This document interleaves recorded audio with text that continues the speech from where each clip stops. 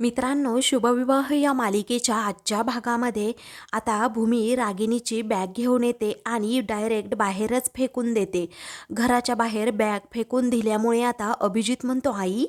मग आता रागिणीला खूप मोठा धक्का बसतो की घरातील सर्वांनी खरंच मला बेघर केलं आहे आणि या सर्वांनी मला घराबाहेर काढले. भूमी आणि घरातील इतर सर्वजण आता रागातच रागिणीकडे पाहू लागतात. तेव्हा आता भूमी ही पटकन आतमध्ये येते आणि मग नंतर रागिणीचा हात पकडते आणि फरफटतच तिला घराबाहेर काढते. तेव्हा अभि म्हणतो की आई अगं जाऊ नकोस, पण आता भूमी रागातच त्याच्याकडे पाहत असल्यामुळे पौर्णिमा अभिजितला इशारा करून सांगते, तोंड गप्प ठेव. आता नाईलाजाने अभिजित सुद्धा तोंड आपलं गप्प ठेवतो.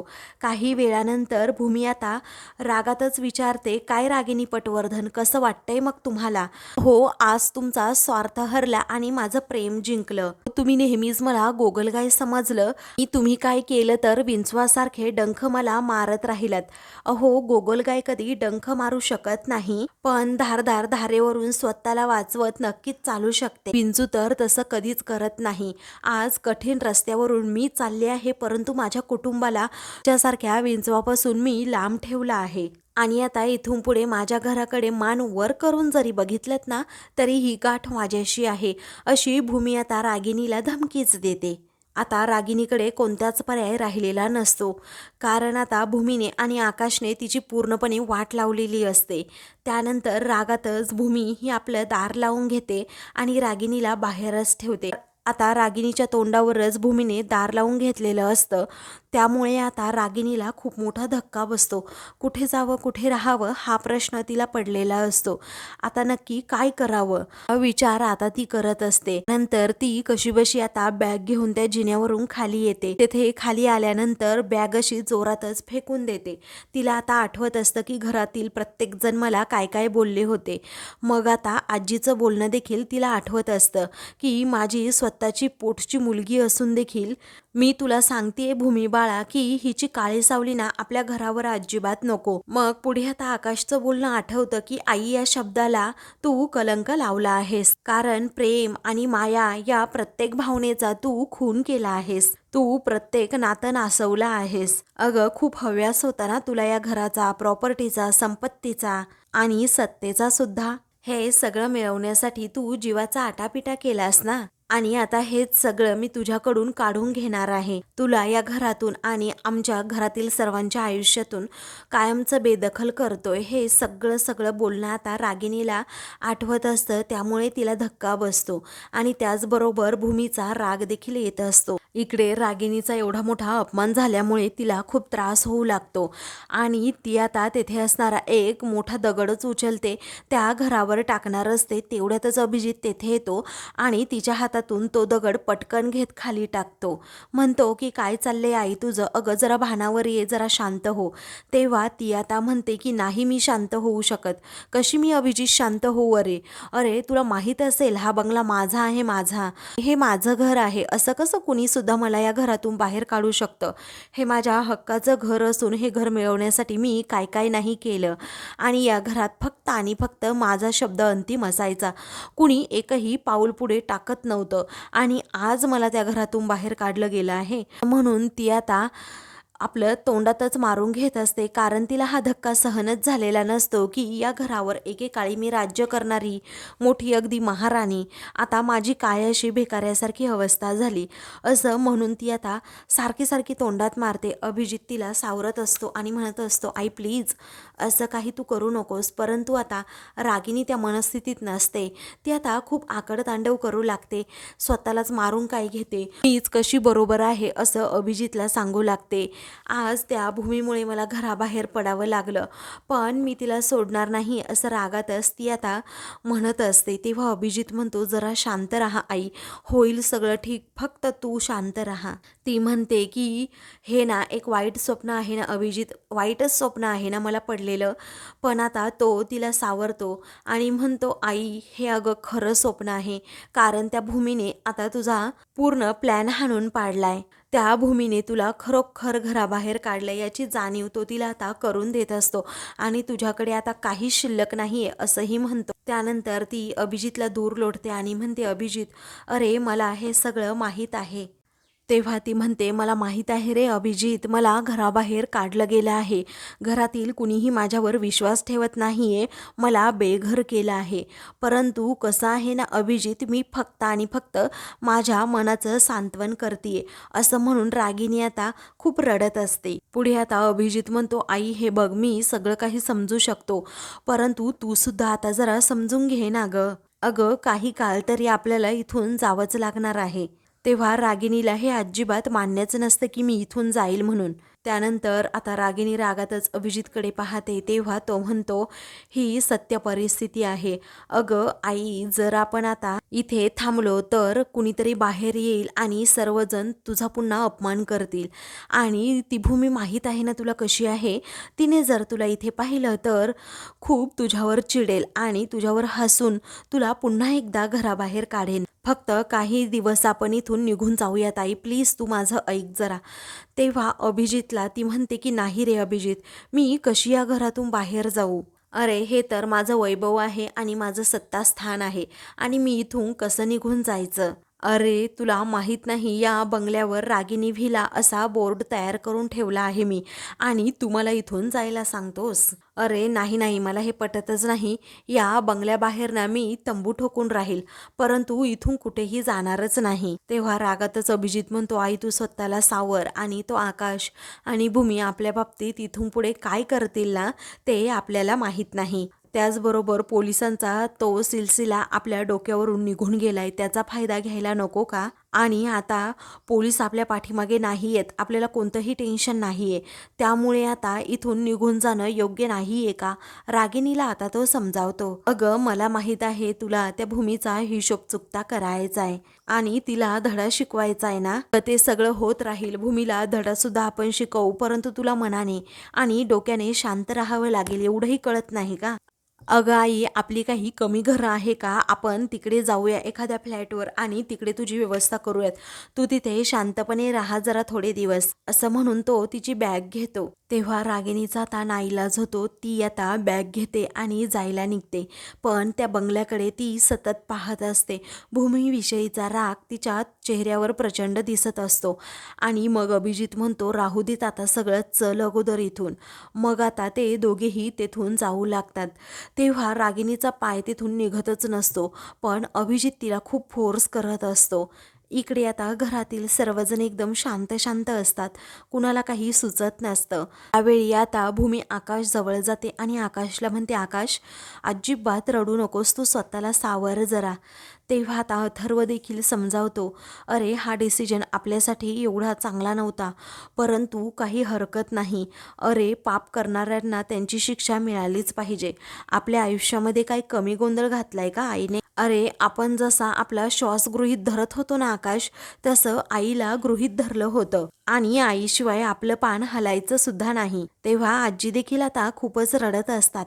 म्हणू मात्र अथर्वला शांत राहायला सांगत असते. त्यानंतर आता आकाश हा आपले डोळे पुसतो आणि त्याला आता सगळे काही जुने दिवस आठवू लागतात की कशा प्रकारे रागिनी अगदी आईसारखी माझ्यावर प्रेम करायची, परंतु हे सगळं होतं ना ते खोटं होतं, हेही त्याला समजलेलं असतं. त्यानंतर आता आकाश हा प्रत्येक वस्तूकडे पाहत असतो, कारण आता तेथे असणारा तो झोपाळा, त्या झोपाळ्यावर बसून रागिनी आणि मी दररोजची कॉफी घ्यायचं हे आकाशला आठवतं.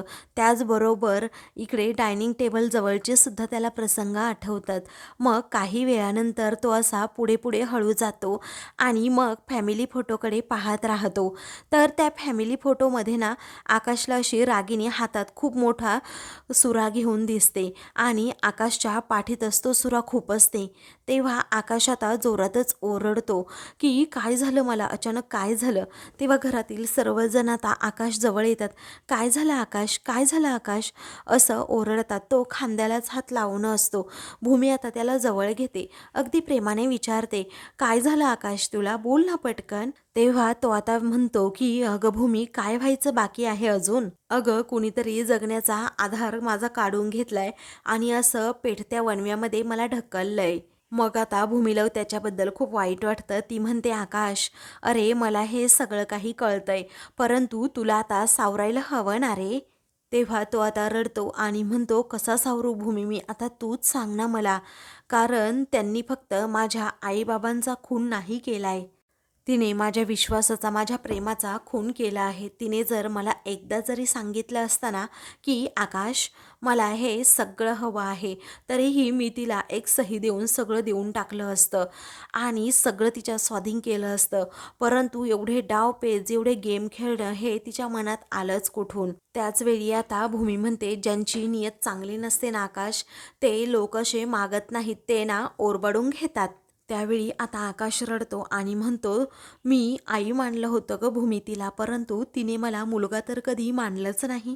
त्याचवेळी अथर्वसुद्धा आता खूप रडतो आणि म्हणतो, ज्या आईवर मी एवढं प्रेम केलं, त्या आईने एवढा मोठा माझा विश्वासघात केलाय. असं वाटतंय माझ्या गळ्यावरच कुणी पदरी पाय दिलाय. माझा ना अक्षरशः इथे आता जीव गुदमरतोय. असं म्हणून आता तो खूपच रडू लागतो. त्यानंतर तो आता म्हणतो, आकाश अरे कसं आहे ना, या घरात मी धाकटा होतो, मुळे आईचं सर्वात जास्त प्रेम माझ्यावर होतो असं मला वाटायचं. पण आपल्या वागण्याचा आपल्या मुलाला किती त्रास होईल याचा विचार तिने तर अजिबात केला नाही. तेव्हा आता मला आईचा खूप राग येतोय असं म्हणून अथर्व आता आकाशला मिठी मारून खूप रडत असतो. घरातील सर्वजण आता रडू लागतात. त्याचवेळी आजी म्हणते, रडू नका रे बाळांनो, रडू नका. अरे तुमच्यावर विषारी सावट घालणाऱ्या त्या नागिनीला मीच जन्म दिला आहे. आजपर्यंतचा जन्म मी आनंदात पाहिलाय, परंतु उरलेला हा जन्म मला काळजीत काढावा लागणार आहे असं वाटतंय.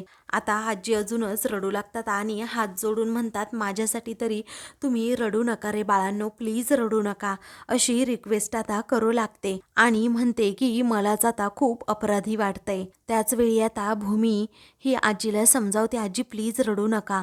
आजी मात्र आता अजूनच रडू लागतात. काही वेळानंतर मनू विचारते, आपण आता आजींना सावरायचं की आपणच रडत बसायचं रे अथर्व. त्याचवेळी आकाश म्हणतो, अथर्व जा रे बाळा, तू आजीला घेऊन खोलीत जा आता. त्यावेळी मनू आणि त्याचबरोबर अथर्व दोघेही आजीला घेऊन आता त्यांच्या रूममध्ये जातात. त्याचवेळी आता आकाश आणि भूमी आजीकडे पाहतच राहतात की हसत्या खेळत्या आजीची या रागिणीमुळे काय अवस्था होऊन बसली आहे. नंतर आता भूमी म्हणते, आकाश हे बघ मला कळतंय, हा जो काही तुमच्याबद्दल विश्वासघात झाला आहे ना, तो एका जखमेसारखा आहे. पण मला सांग आकाश, आता आपणच आपल्या जखमेवरची खपली काढत बसायचं का रे? आणि या विषयावर जेवढा आपण विचार करू तेवढाच त्रास आपल्याला होणार आहे, बरोबर ना? अरे आकाश ऐक ना, तुला आता स्वतःला सावरावं लागेल रे, आणि जर तू नाही सावरलास तर अख्खं घर कसं सावरेल बघ बरं. तेव्हा आता आकाश आपले अश्रू पुसतो आणि भूमीकडे पाहतच राहतो. कारण आता भूमी त्याला स्वतः सांगत असते की आकाश प्लीज, आता एवढं काही झालंय ना, तू त्रास करून घेऊ नकोस, यातून आता काहीतरी शिक, कुणावर जास्त विश्वास ठेवू नकोस. त्यानंतर भूमी आता आकाशला म्हणते, हे बघ रागिनी, पटवर्धनला तू जी शिक्षा दिली आहे ना, त्याची काटेकोरपणे अंमलबजावणी होती की नाही हे तुलाच आता पाहावं लागेल.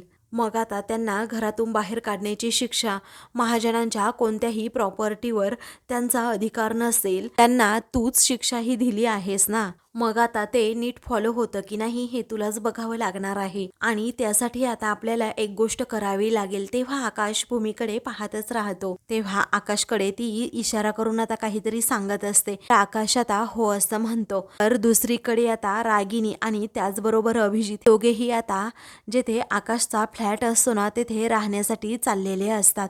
आता गेट जवळच त्यांना वॉचमॅन काका अडवतात आणि म्हणतात, सॉरी तुम्ही आतमध्ये नाही जाऊ शकत.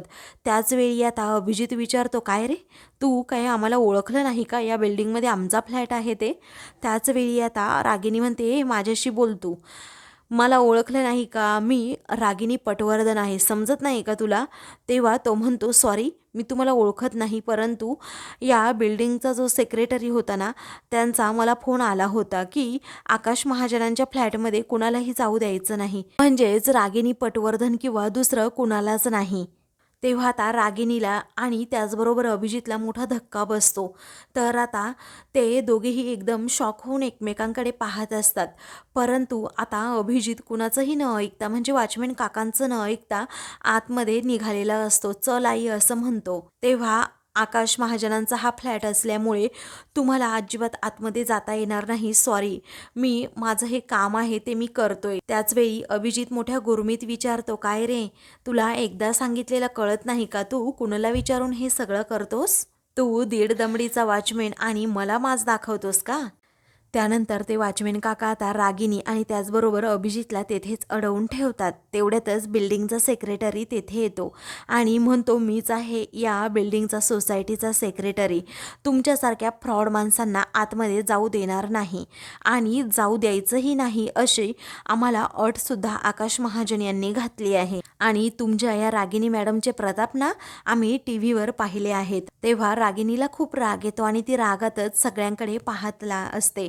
आकाश महाजन यासारख्या सज्जन माणसाबरोबर या कशा वागल्या आहेत ना ते मला चांगल्या प्रकारे माहीत आहे. त्याचवेळी रागिनी मोठ्या माजातच म्हणते की ये तोंड सांभाळून बोलायचं, तू कुणाबरोबर बोलतोस कळतं की नाही? मग आता सेक्रेटरी काका म्हणतात, ओ जरा तुमचा आवाज ना खाली करा, कारण आकाश महाजनसारख्या सभ्य भाच्याला तुम्ही फसवलत, त्याचबरोबर त्याच्या आईवडिलांचा अपघात तुम्ही घडवून आणला, ते कशासाठी? पैशांसाठी ना. मग आता अशी इकडेच बाहेर बसा, पैसा हवा असेल तर.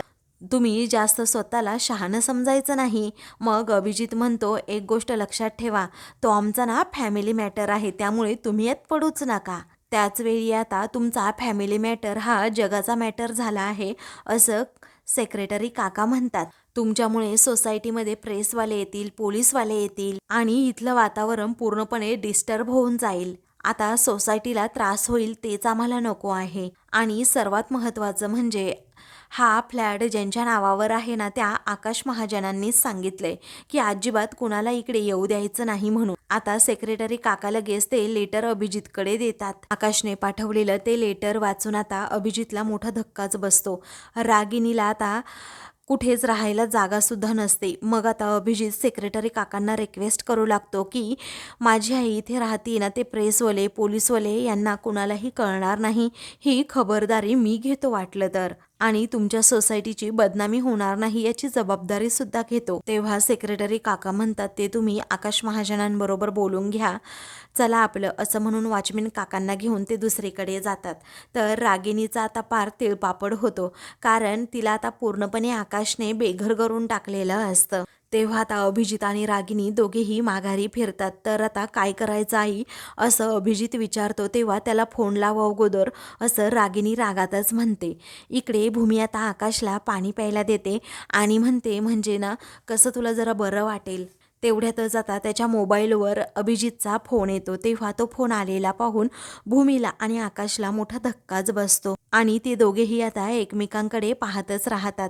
त्याचवेळी आता भूमी हा फोन कॉल रिसीव करते आणि स्पीकरवर टाकते.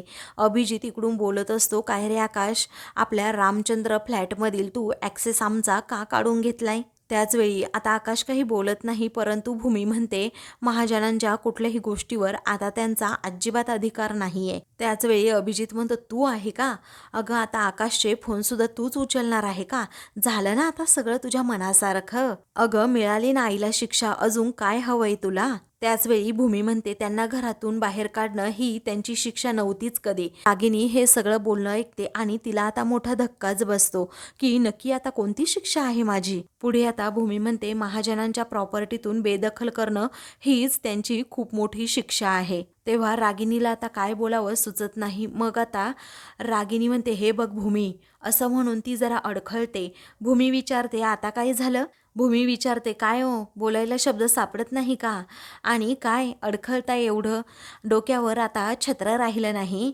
उद्या काय खायचं हा प्रश्न तुमच्यासमोर असेल, बरोबर ना? आणि आताच तुम्हाला कळेल महाजन कुटुंबाची किंमत आणि आकाश महाजनांची किंमत. आणि स्वतःच्या पायावर धोंडा मारून घेतला आहे हे तुम्हाला आत्ताच कळेल हा. त्याचवेळी आता अभिजित मध्ये मध्ये चोंबडेपणा करतो आणि म्हणतो, हे बघ भूमी, माझी आई ना महाजनांचीच मुलगी आहे, तिचाही तेवढ्याच प्रॉपर्टीवर हक्क आहे, समजलं? तेव्हा भूमी म्हणते, हो का? मग चला आपण कोर्टातच भेटूयात. आता मिळवा तुमचा काय तो वाटा आहे तो, असं म्हणून भूमी आता दुसरा धक्काच आता अभिजित आणि रागिणीला देते. आता कोर्टामध्ये तुमचं स्वागतच होईल असं म्हणून भूमी आता पुढे म्हणते, तुमच्या आईने काय काय केलंय आहे हे जेव्हा कोर्टाला कळेल ना, तेव्हा तुम्हाला काय वाटा मिळतो ना, ते पण मला आता बघायचंच आहे. आता इथून पुढे महाजनांचा एक पैसा सुद्धा तुम्हाला मिळणार नाही, असं म्हणून भूमी आता पटकन फोनसुद्धा कट करून टाकते. फोन कट करून टाकल्यानंतर अभिजित जोरातच भूमी असं ओरडतो. आता त्याचाही नाईलाज होतो, कारण आकाशने सर्व रस्ते आता रागिणीचे बंद करून टाकलेले असतात. तर रागिणी आता भयंकर चिडलेली असते. दुसरीकडे आकाशला मात्र काही सुचत नसतं काय करावं. तो आता त्या फॅमिली फोटोकडे पाहतच राहतं आणि मगाशी जे काही घडलं ते सर्व क्षण त्याला आठवत असतात.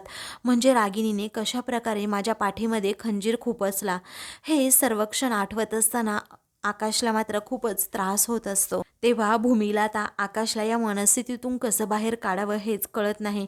पण तिने आता एक निर्णय घेतलेला असतो की काहीही झालं तरी माझ्या आकाशला या मनस्थितीतून मी नक्कीच बाहेर काढणार. तर आता मित्रांनो, पुढील भागामध्ये आता रागिणी रस्त्यावरच असते तेव्हा अभिजित सुद्धा तिच्याबरोबर असतो. मग आता त्याला बँकेचा मेसेज येतो, ते पाहताच धक्का बसतो. तेव्हा तो आता विचारतो, आई अगं एक मोठा प्रॉब्लेम झालाय, काय करायचं आता. ती विचारते काय झालं. अभिजित म्हणतो बँकेचा मेसेज आला आहे आणि आपले सर्व अकाउंट ब्लॉक केले गेले आहेत. त्यावेळी आता रागिणीला मोठा धक्का बसतो. तेव्हा आता ती म्हणते घरी जा, तिजोरीतून हवे तेवढे तू पैसे काढून घे. त्याचवेळी तिजोरीची चावी भूमीकडे असते ना, असं आता अभिजित विचारतो. तेव्हा तिजोरीची डुप्लिकेट चावी माझ्याकडे असल्याचं रागिणी हसतच म्हणते. तेव्हा तो आता गुपचूप रात्रीचा जातो आणि तिजोरी उघडून त्यातून पैसे घेत असतो. त्याचवेळी आकाश तेथे जातो, त्याचा हात पकडतो आणि भूमी देखील त्याच्याबरोबर असते. त्यामुळे आता त्याची पूर्णपणे कोंडी होते आणि त्याला मोठा धक्का बसतो, कारण आकाशने त्याची चोरी पकडलेली असते. अशाच मालिकेंचे पुढील भाग पाहण्यासाठी चॅनलला सबस्क्राईब करा.